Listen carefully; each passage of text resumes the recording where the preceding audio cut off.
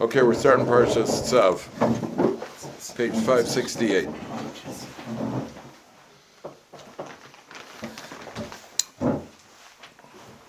Okay. As I just told Rabbi Yafi from the Center, just move your head back a little bit. Rabbi Yafi at the Center, when I saw one of the guys got engaged, I asked him where he's getting married. So he said he's getting married in America. I said it's better to get married in America. So Rabbi Yafi asked why. They asked why. So my roommate when I was at Ohr Somayach, my apartment mate here at Ohr Somayach. So we both happened to get engaged, and we were both getting married on the same day, except I was getting married in America and he was getting married in Israel.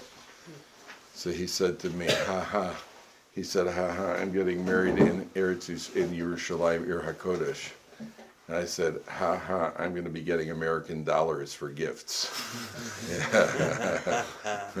So if you have a choice, get married in America. He has never come back yet. Okay. Vaydavar Hashem al Moshe Lemor.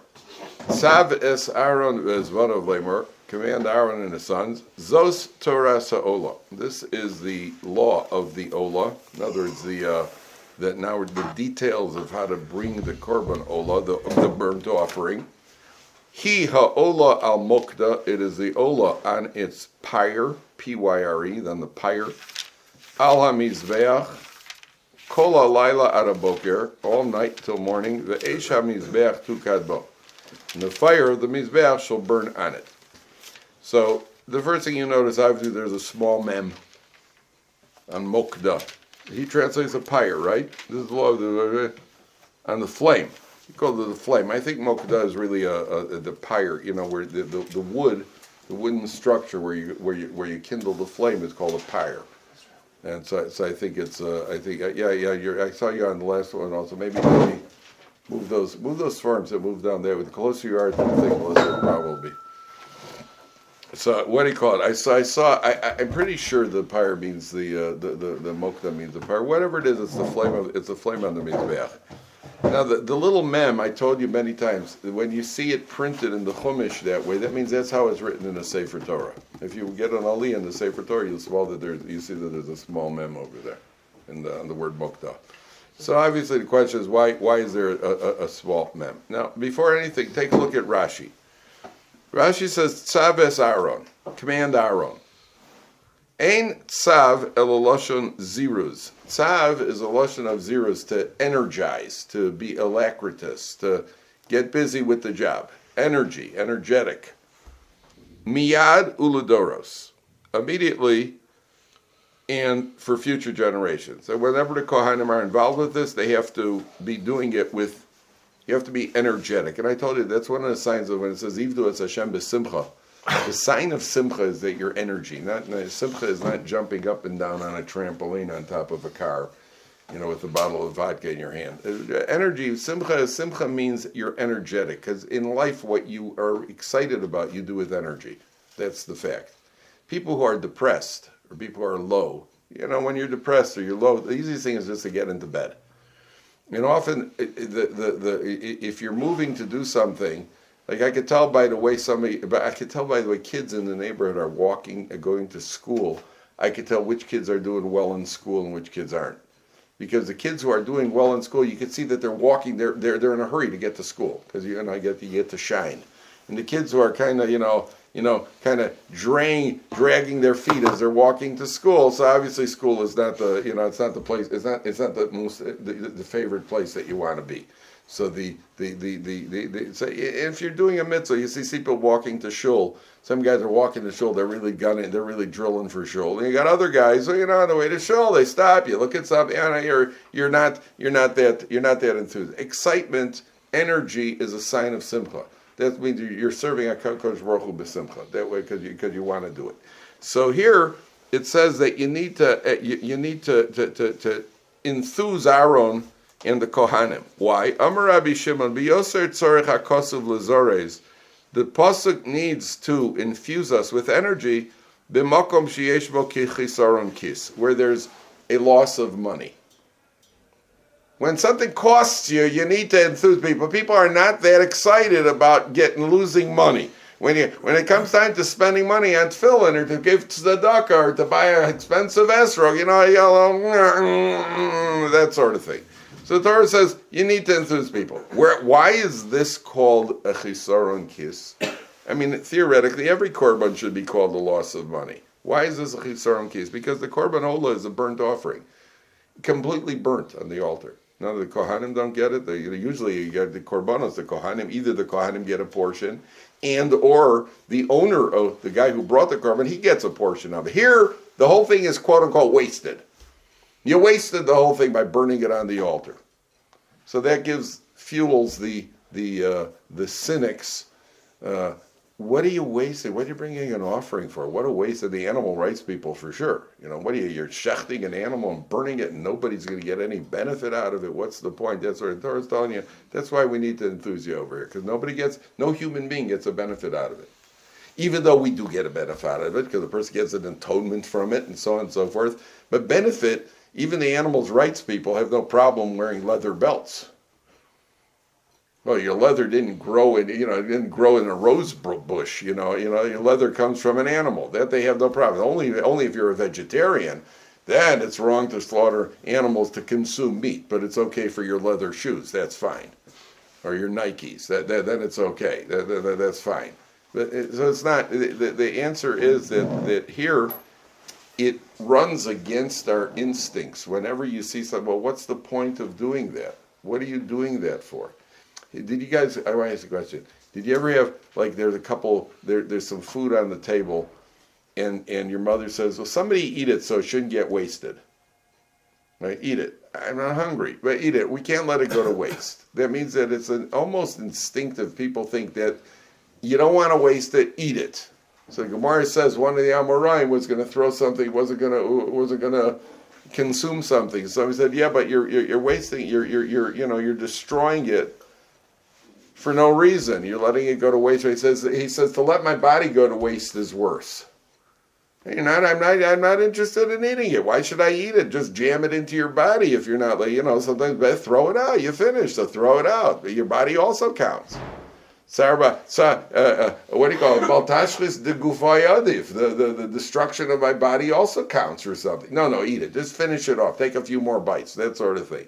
So if a person looks at a korban olah, what's the korban olah? You're burning it. Oh my goodness! You shechted it and you're burning the whole thing, and no human's going to get a benefit out of it, a tangible benefit out of it. So Torah says that's why it's called chisaron kis. Number one. Number two.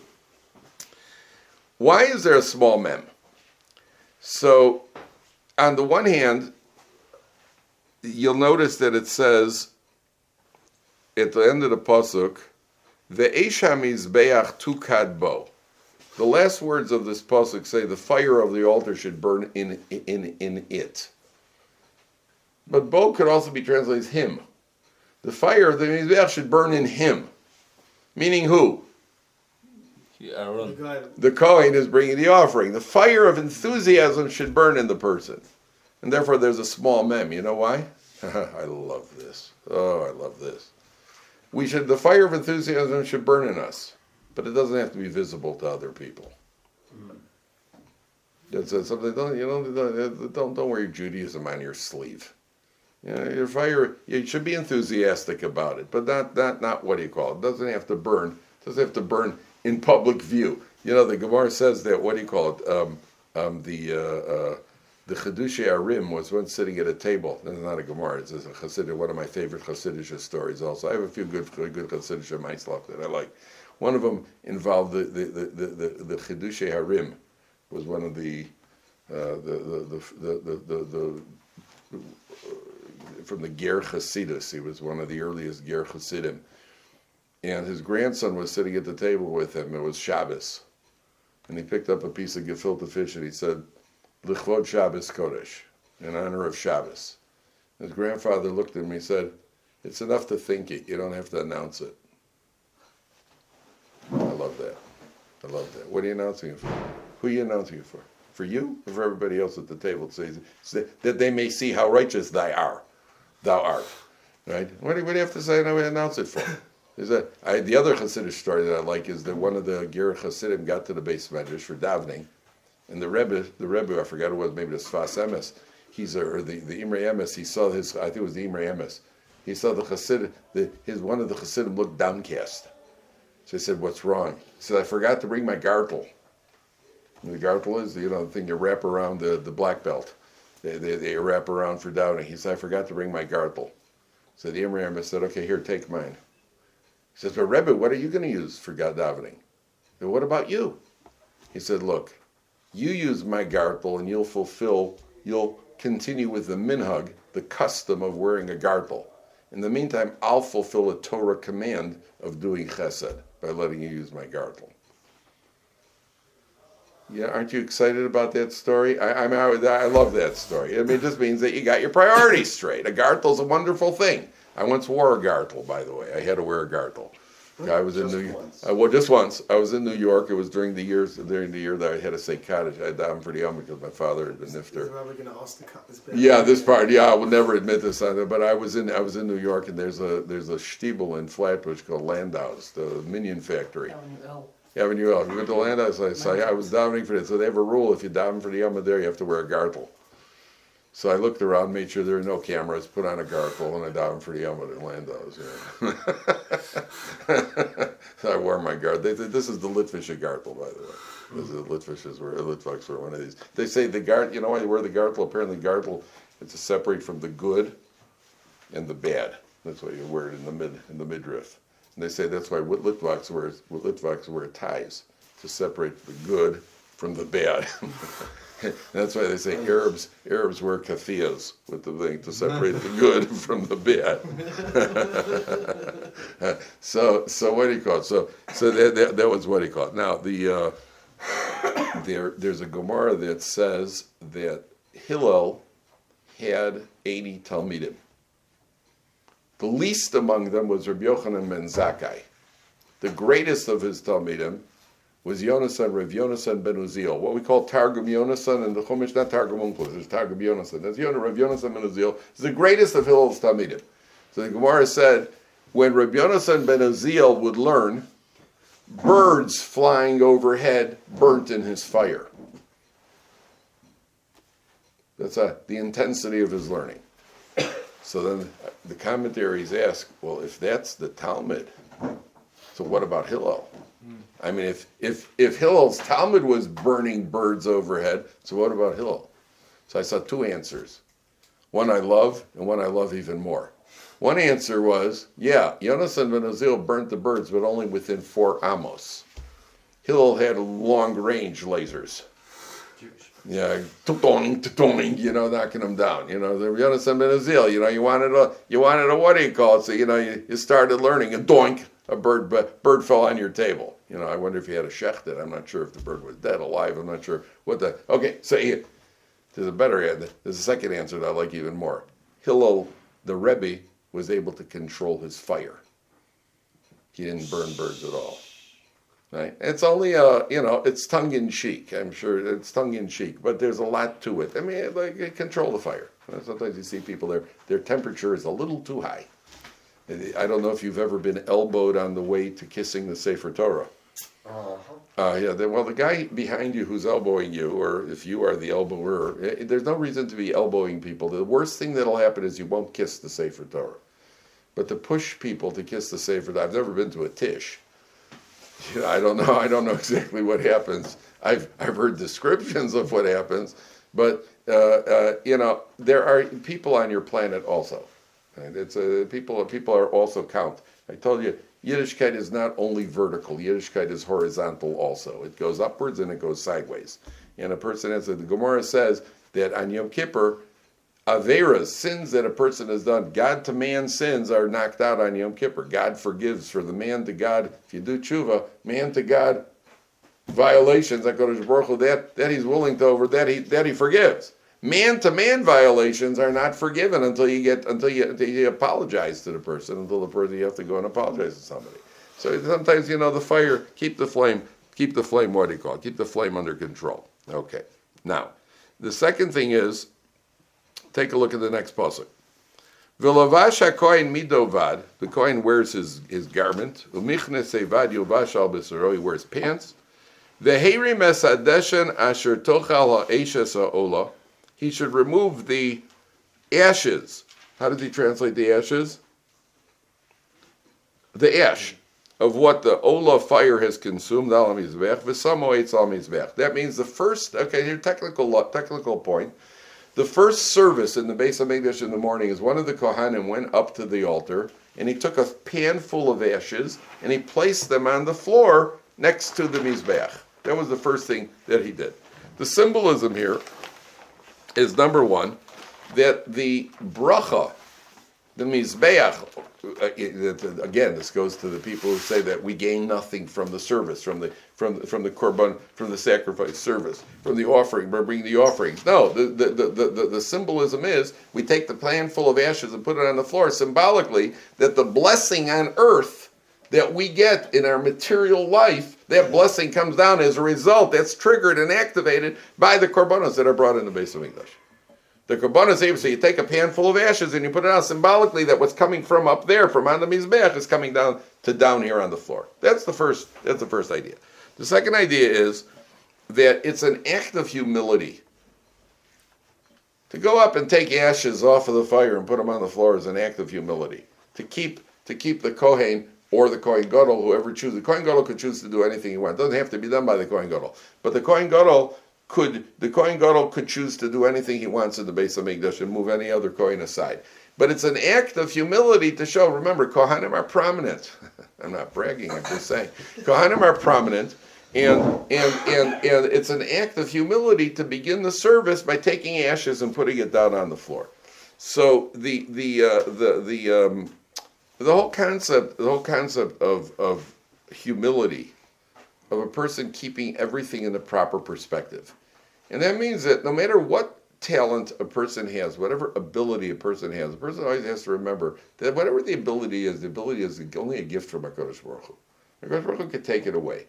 And what do you got to be haughty about? If a person's rich or a person's handsome or a person, it's only because the HaKadosh Baruch Hu gave him the gift, they can just as easily take it back.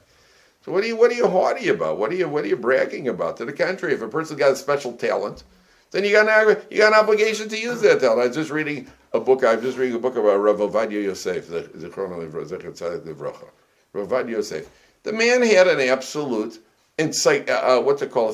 clearly a photographic memory. His wife said he had 40,000 svarim in his library when he was nifter. He had 40,000 svarim on the shelf, which apparently they claim he'd been through every single one of them.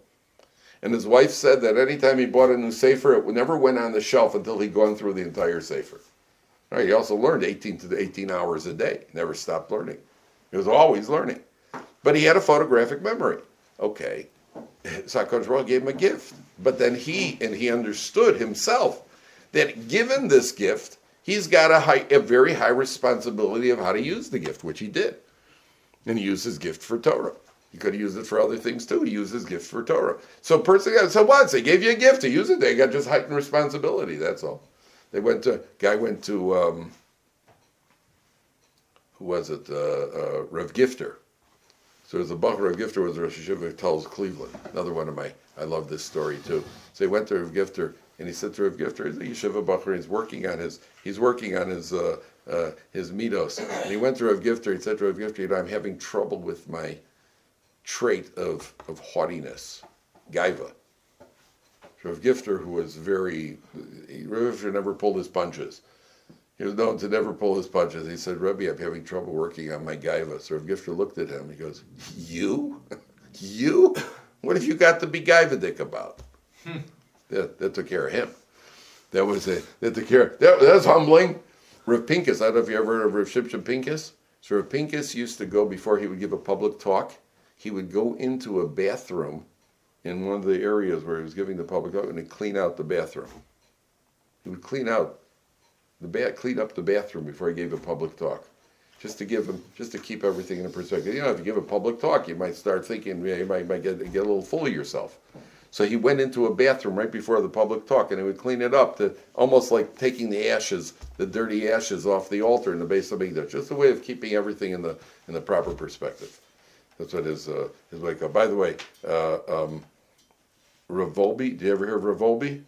Who wrote, what's the Ali Shur? It's been translated into English. You got Path, I think, you got a book called Pathways. Ravolbi was a big mashgiach, one of the biggest mashgiachim in Eretz Israel. It's not the biggest. So he had a Talmud in his yeshiva. It gets rough in the trenches, boys. He had a Talmud. You're going to love this, Israel. He had a Talmud came over to him, and he said to him, I would like to have a private meeting with you. Rabbi was one of the leaders of the generation. He said to him, I would like to have a private meeting with you once a week, and you could point out my flaws. So he said to Rav Volbi. So Rav Volbi said to him, you don't want me to point out your flaws. You just want to be able to tell your friends that you have a private meeting with me once a month. The guy was so humiliated. He slunk off. He walked away. He avoided Rav Volbi in the yeshiva. He was in the same yeshiva as Rav Volbi was a mashgiach. He avoided Rav Volbi for a couple of months. Every time he saw Rav Volbi, went in the other direction. One day he's standing in the hallway. Notice he gets a tap on his shoulder. And he turns around, and sure enough, it's Rav Volbi. He says, Shlomo, where have you been? I thought we were supposed to have a private meeting. He said, Rabbi, I was so devastated I couldn't face you. He said, I don't understand. You said you wanted me to point out your flaws. All I was doing was pointing out your flaws. What happened? It's rough in the trenches, doesn't it? So then there was this couple in Israel. This is documented, and I know the end of the story, which wasn't documented. There's a couple in Israel, and this guy was working. I think he was a lawyer or something. And he said to his wife, he wants to buy, from couple, said to his wife, he wants to buy a new car.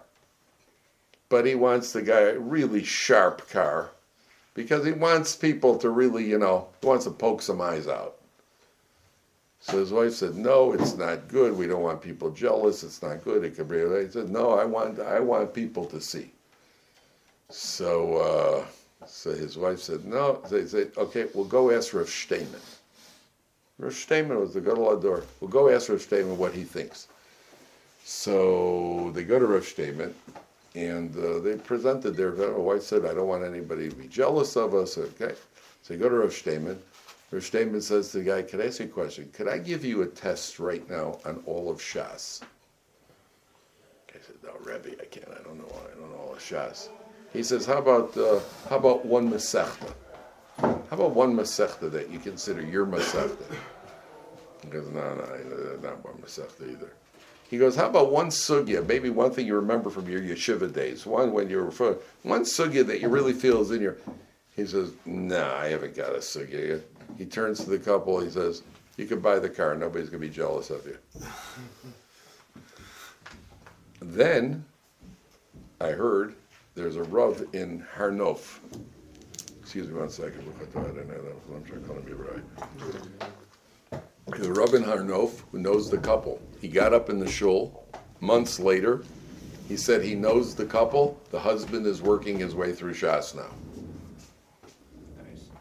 So, sometimes, let's, keep it humble. Keep it humble. That's the message. The classic example is the story in the Gemara in Shabbos. Two guys made a wager. You know the story? Two guys made a wager. The wager was 400 zuz. Who can go in, two guys made a wager. One of the guys said, I can go and get Hillel upset. I'll make Hillel angry. So the guy goes on an Erev Shabbos, Friday afternoon, where everybody is, what do you call it? He stands out. Now Hillel is the Nasi. He's the leader of the Jewish people. He stands outside Hillel's house and he yells out, Mikan Hillel, Mikan Hillel. Anybody around here named Hillel? It was roughly the equivalent of going to the White House. Anybody around here named Joe? Difference is he probably doesn't remember his name. Anybody around here named Joe? So Hillel comes up, Erev Shabbos, he was bathing. You know how irritating it is to be in the middle of a shower and you got to get called out of a shower? Never happened? And you're already edgy. And Hillel comes out, he says to the guy, yes, what can I do for you? On an Erev Shabbos, while he's taking a dive, I have an important question to ask you. Yeah. Why do Babylonians have such round heads? That was why he needed to ask. So Hillel gives him an answer. They don't have good midwives. Then he goes back in, the guy again, Mikan Hillel, we got, well, another question. Why do certain nation, why do they have slanty eyes? Then he calls him a third time. A certain nation, why do they have such wide feet? These are the questions, the burning issues on Erev Shabbos. And Hillel answers his question. Finally, Hillel sits down, and the guy says to him, I have a lot of questions to ask you, but I'm worried are you worried you're going to get angry? And Hillel just says, go right ahead and ask whatever you want. By the way, that's the most irritating line of all. I learned that Gemara. That, I think, is the most irritating line of all. Because when you're working on something and somebody doesn't notice it, you'll experience this when you're married, by the way. When your wife says to you, after you're working on yourself, and you're working on yourself for a long time, your wife says to you, I need to ask you something, I'm worried you're going to get angry. That's angry. That's very provocative, because you see I'm working on not getting angry, so can't you acknowledge the fact, instead of saying you're worried that I'm still going to get angry? I've shown you that I'm one level below the angels. Why are you, that, and I think that's what he was trying to do to Hillel. He said, I got a lot of questions, I'm worried you're going to get angry. I haven't gotten angry so far. And then he says, Hillel doesn't get angry. Finally, he tries a direct frontal assault. He says, well, if you're Hillel, I hope there aren't many more like you among the Jews. Direct frontal assault. He says, why not, my son?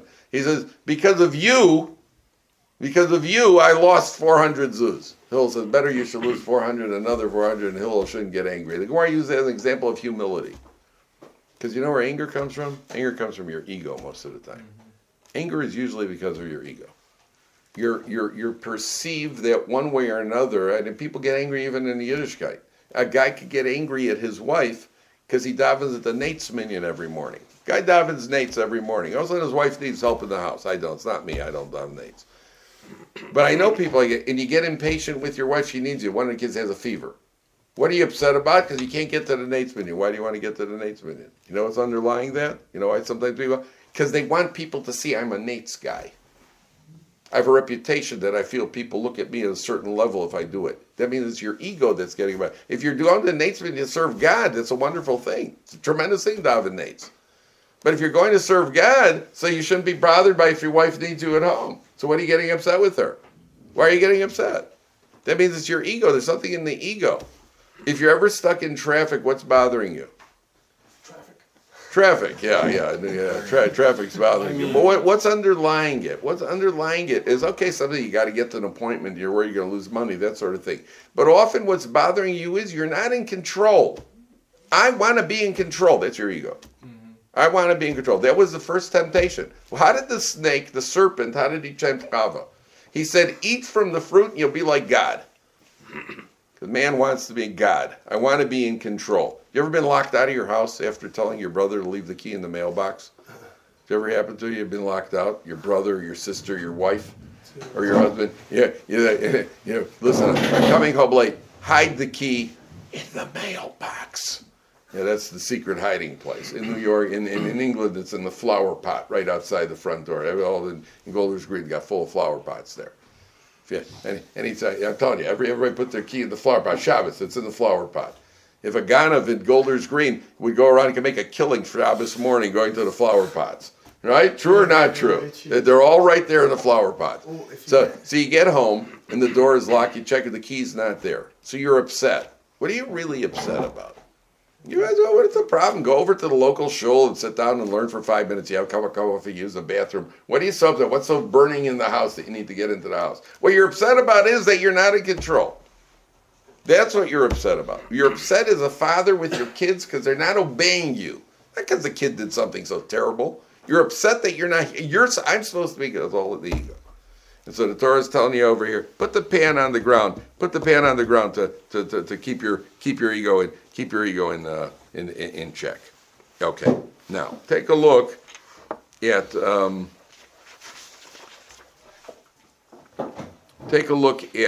Perek Vav Pasuk Ches. Okay. Now, on mincha, we're talking about over here on the mincha offering. On 570, third line from the top. V'zos Toras ha-mincha. A mincha is the meal offering. Hakrei vosa b'nei Aaron lifnei Hashem al pnei ha-mizbeach. You bring the mincha offering to the altar, and then the herim mimenu bekumtso. You take a kometz misolas ha-mincha from the flour of the offering umishamna and the oil, the eis kol halavona and the frankincense asher al ha-mincha. The hiktir hamizbeach reach nichach has grosol Hashem. And you burn this on the altar. Now, a kometz means like this. The Kohen takes 3 fingers, and no matter how big his hand is, he sticks it into the pan and scoops out flour and oil, and then he goes like this. He cleans off nothing. It shouldn't be, overflowing outside the fingers. He scoops it out, and he scoops it off like this. That's called a kometz. And that's the amount of the mincha which is burnt on the altar. Okay? Now, here you have another principle. I mean, and what if a little bit more would be sticking out? A little bit of flour and oil would be sticking out. It'd be such a crime. It'd be so terrible if a little bit of flour and oil was going to go. Well, what's the big deal? What's the big deal? The answer is that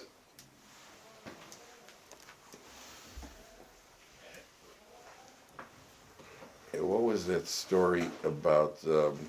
There's a poor man, and he walks past the rich guy's house, and he knows that the rich guy's having breakfast, and he knocks on the door, and he sees that somehow he finds out the rich guy has a nice omelet with a lot of butter in it,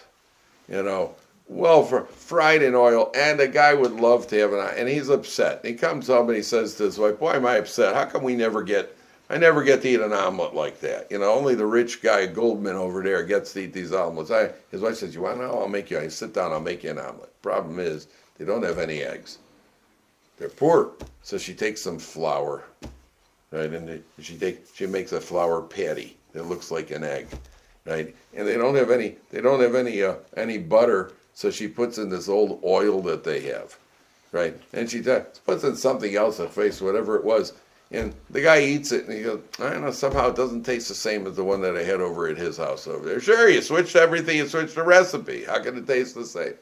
So in Torah, people sometimes think you tamper. A guy goes, you tamper with the recipe. You can't tamper with the recipe.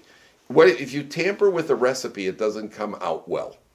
You can't have, they have, even recipes are with baking. It's got to be, you put in a little too much cinnamon or not enough oil, and it doesn't taste the same. Why? Because I veered off of the recipe. Torah's got a recipe. A pharmacist, nowadays a pharmacist is nothing more than a glorified cashier. You got to go to pharmaceutical school to become a glorified cashier. I never understood that. 6 years, and pharmaceuticals are hard. Why do they do that? In the old days, a pharmacist, you had to know precise measurements, and you ground the stuff up, and you made it right. Pharmaceuticals with it. Nowadays, you're just, what are you doing? You're running your mama's a cashier. Your mama's a cashier with anybody can do it. You pull the thing off. All you have to do is be able to decipher a doctor's writing. That's what they should really have, a course in doctors, right? Even that nowadays doesn't exist because everything's on the computer nowadays. All prescriptions are on the computer. There's nothing to do. What are you doing over there? Okay, good. Got that off my chest. So they have a what do you call it? So they have the pharmacist. Imagine a pharmacist you're talking about very specific measurements in making up a medication. What if you drop out just a couple of grams? Just a couple of grams. So a guy who's got a bronchitis, and he's supposed to take an antibiotic, and you put in too many grams, so he takes it down to the wrong reaction. Next thing you know, he's speaking French. He had a terrible reaction. Now he speaks French instead of his infection being cleared up. Right? Who knows what's going to happen? So the Torah is telling you it's got to be a precise recipe. The Torah is precise. You can't tamper with the Torah. You can't go and tamper. Tamper is not ours to tamper with. What we could do is, you have to learn the halacha, and you have to know when you could be mekil, when you could be machmir, but that's within the framework of halacha. Let me ask you a question. Here's a question. This comes up all the time. Imagine the following. A woman's cooking for Shabbos. She's got we were talking about this earlier, we were talking about women who can't get a get. And there are people who feel that the halachic authorities, the rabbis, could come up with a solution. The rabbis should come up with a solution. Rabbis could solve any problem. And all you got to do is, the rabbis got all the solutions for everything. If you really wanted to, you could help these women who are stuck in a marriage, not getting a get. You can really help if you really want to. Okay, let me ask you the following question. Imagine a woman's cooking for Shabbos. Got a house full of guests are coming. 20 minutes before Shabbos, she's having that last cup of coffee. She slips on it. There's an oil spot on the kitchen floor. She slips and the cup of coffee falls out of her hands. It flies out of her hands right into the chicken platter, which she's already set up for Friday night. Right, and her mother-in-law's coming with her 7 sister-in-laws. And they're all coming for Shabbos. So you got a big meat and chicken platter, and boom, it falls right into the platter. Now the woman's devastated. So she immediately goes up and she goes to the Rav, the local Rav. She says, listen, I was there, my coffee spilled. Says, how much was it? Well, 60 times as much. It was hot. It was says, I'm sorry, the chicken's treif. It's treif. Can't eat it. And he says, yeah, but but then we won't have food for you. Won't have a main course for Shabbos. He says, wow, that's terrible. He goes, yeah, but my mother-in-law is coming for Shabbos. He goes, yeah, she's terrible. I mean, that's terrible. He says, what am I going to serve? What am I going to serve again? What am I going to do that? He says, I'm sorry, it's treif. The woman burst out crying. I said, ooh, I didn't know you're so upset. If you're so upset, then it's okay. What would you say about a Rav like that? He's reformed. He's I don't know if he's distorting the Torah. It's usher. What are you going to do by crying? What are your tears going to do? So people say, why can't the poskim be more compassionate? That's not a compassionate posek. That's not a compassionate posek. A compassionate posek is a posek who will stay up 3 days and nights, looking to see if there's a legitimate, researching a question. Remember we were talking about the Gemara about koach the hetera adif? To see, is there a legitimate way to permit something? That's a compassionate posek. A compassionate posek, do you know in 9/11, there was an incident in 9/11. There were a lot of these aguna questions, by the way, in 9/11, because men disappeared. And there were a lot of questions. The man made a phone call home. He said, I'm on the 20th set, I'm on the 94th floor of the second tower, and that's the last communication they got. And the next thing you know, there's no sign of a body, there's no sign of anything. Is his wife allowed to remarry or not? These were shilas that came up. So there was one man who disappeared. He worked in one of the towers, and he went to work that morning, and they never heard from him. And then the shilah came up: is his wife allowed to remarry? And the biggest rabbanim said no. And that doesn't mean, by the way, it doesn't mean that she wants to already remarry. It just means what's her status. And the rabbanim said we don't have enough evidence. You have to have a certain amount of evidence in order to matter an aguna to allow a woman to remarry. You have to have evidence. We don't have evidence of anything. Okay, and they started criticizing. Even Rabbi Yeshiv, by the way, had sent a delegation to find out what because there were shilas that were coming up. So this guy, they know, where is this guy? They don't know where he was. And there were no signs. They said, come on, you can be compassionate this, compassionate that. Okay. About 10 months later, his wife went to the hospital to visit a friend.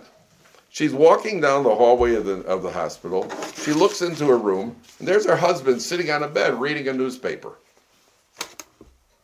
And the wife looks at her and goes, Herschel, where have you been? Men disappear with newspapers once in a while, but this is 10 months is a long time. Where have you been? And he looks at her, and he's got absolutely no recollection of who she is. What happened? He was in the thing, got hit in the head, had no identifying papers, and they've been sitting in a hospital for 10 months. Now imagine a compassionate posek would say, yeah, he's gone, she can marry, so on and so forth. You can't tamper with Torah. There's a recipe. That's what the Torah is like. You do a kamitza. That's how much Hashem said it. Why? Because it activates things in realms that we can't imagine with. You imagine guys in what do you call it? They have the International Space Station. There's the International Space Station. Can you imagine some guy in Houston, in NASA, whatever control, some guy just one day just randomly playing with a keyboard? Next thing you know, this guy in the International Space Station, he's floating around hitting his head on the ceiling up there. What damn, I'm just playing around down here. Yeah, but he's up there and it has an effect. So if that has an effect in the physical realm and we see it, Houston, we have a problem. Right? If that's in the physical realm, we see it. So in the spiritual realm, what you're doing when you take a kmitza, when you learn a word of Gemara, when you do a chesed, and you daven, and you open up a siddur, you say, what effect does that have? Yeah, well, and NASA you have no problem with. That keyboard that you're okay with. They understand that you just released the Russian cosmonaut into outer space for good, and he's going to float around now for a good few years. He's heading to Ukraine. He's heading to the Ukraine. Yeah, he's probably going to drop bombs or something. Oh, yeah. That's what, that you understand. That you understand. So if a person understands that, the person understands that, the person understands the precision of the Torah. Okay, let's go on. The, what else? What else? Okay, the Kohen Gadol, now we go to the Kohen Gadol. Pasuk Tzav. So the Kohen Gadol has to bring a korban every day. V'daber Hashem al Moshe lemor. Bottom of 570. Zek korban Aaron uvanav v'yekrilu Hashem biyomi mashachoso. Asiri sa'efa solis mincha tamid. Machatzisa b'boker, machatzisa ba'arev. The Kohen Gadol, every day, the Kohen Gadol brought a korban. Half the korban was brought in the morning, and half was brought in the afternoon. Every single day. That was the korban that the Kohen Gadol brought, and it was a meal offering. It was a meal offering. Why did the Kohen Gadol bring a meal offering specifically?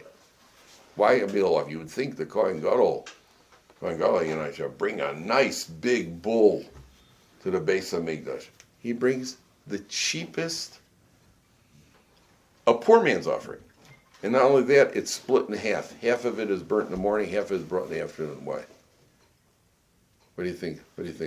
Is the same as you said with the bird, because poor man's offering is more important. Like he brings more. Yeah, but he's the Kohen Gadol. And by the way, one of the rules of Kohen Gadol is the Kohen Gadol wasn't wealthy, he had to be made wealthy. You know that? That when a person got appointed Kohen Gadol, the other Kohanim had to donate money to make him wealthy. That's one of the reasons I'm applying for the job. Is for humbleness? Yes, excellent, Ethan. It's again a reminder of humility to the Kohen Gadol. The Kohen Gadol brings a poor man's offering. That's a reminder to the Kohen Gadol. Keep it in pride. You're the big center of attention. When you're the Kohen Gadol, you got it all. You got money. You got fame. You're the man. Keep it humble. Bring a poor man's offering. Number one. Number two. There's a reminder to everybody. If the Kohen Gadol has to bring a korban, an atonement for himself, so nobody in the Jewish community is like, boy, am I embarrassed to have to bring a korban. What are you embarrassed about? Kohen Gadol, even the Kohen Gadol brings an atonement every single day. So if the Kohen Gadol has to bring an atonement, I can bring an atonement also. And by the way, this is just a reminder. Sometimes people are embarrassed if you forget Yalav Yovel. Let's say it's Rosh Chodesh and you forget Yalav Yovel. Now you got to daven Shemona Esrei again. People are self-conscious. Everybody in the shul is going to see I'm davening another Shemona Esrei, or an extra long Shemona Esrei. What's there to be embarrassed about? What do you think? Is anybody who never left out Yalav Yovel? That's why the Halacha talks about it. Nobody's laughing at you. Nobody's looking at. Who cares? All right, if you forgot it your fourth time through, you just can't get it right. That's something to be embarrassed about. All people see is you keep taking 3 steps forward and 3 steps back. For the fourth time. All right, that's a little bit. But what's that? Be embarrassed? I made a mistake. So what? And it's in general in life. To be able to admit I'm wrong. I was wrong. I made a mistake. Wait, you never made a mistake? You know anybody who never made a mistake? I know so many people tell me, never makes a mistake. Somebody who never does anything never makes a mistake. It's true. Every single Rav, every posek will tell you, I've made a mistake. It happens. You try your best, you make a mistake. If you don't do anything, you don't try to accomplish anything, then you won't make any mistakes. But I tell you, that's the biggest mistake of all.